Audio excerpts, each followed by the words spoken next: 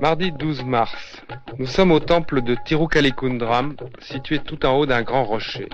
Chaque matin, à 11h30 précise, les fidèles accomplissent la longue et fatigante ascension pour assister à la cérémonie des aigles blancs.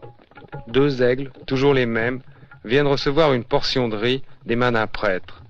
On ne connaît pas l'origine de cette cérémonie. Elle se répète depuis des centaines d'années, chaque jour, à heure fixe.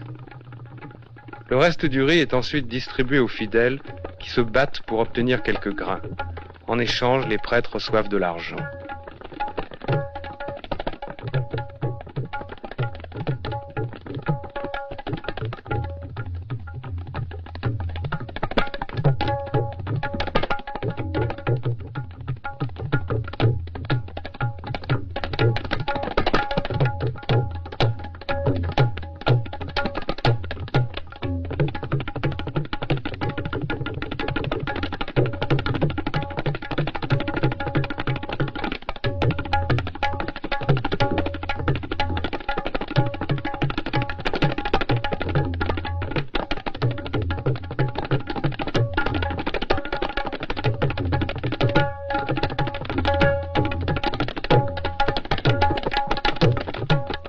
Prêtres voleurs, fidèles crédules et généreux, main tendue pour donner et recevoir, partout les mêmes images.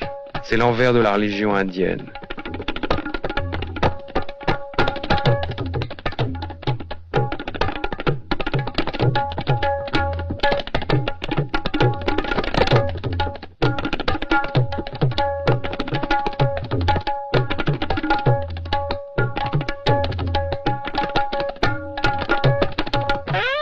Qui profite de tout ça? On répond volontiers les brahmines.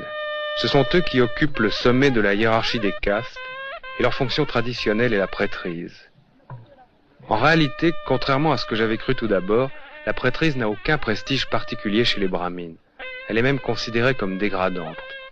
Les brahmines occupent souvent des fonctions importantes dans la société et ceux qui sont prêtres sont un peu les laissés pour compte, ceux qui n'ont pas réussi ailleurs ou pas pu faire autre chose, les plus pauvres et souvent les moins instruits. Beaucoup de prêtres ne savent pas lire. Ils récitent sans les comprendre les prières en sanskrit, la langue des textes sacrés. Qui plus est, beaucoup de prêtres ne sont même pas brahmines, en particulier dans le culte de Shiva. Décidément l'Inde est compliquée.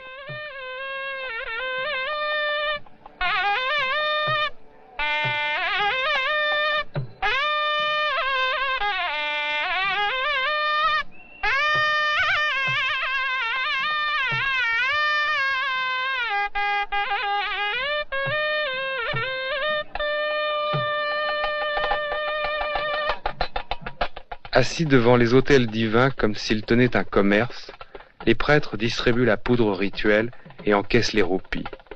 Ils présentent les offrandes aux dieux, les noix de coco, le riz, le beurre, l'encens, les fleurs, le camphre. Prêtres ou laïcs, les brahmines du Sud m'ont toujours frappé par leur arrogance. Imbus de leurs privilèges, austères, très religieux, ils sont strictement végétariens et observent encore aujourd'hui d'innombrables tabous d'impureté. Ils ont des restaurants spécialement pour eux dans les villes. Les brahmines pauvres, quand ils ne sont pas prêtres, sont souvent cuisiniers.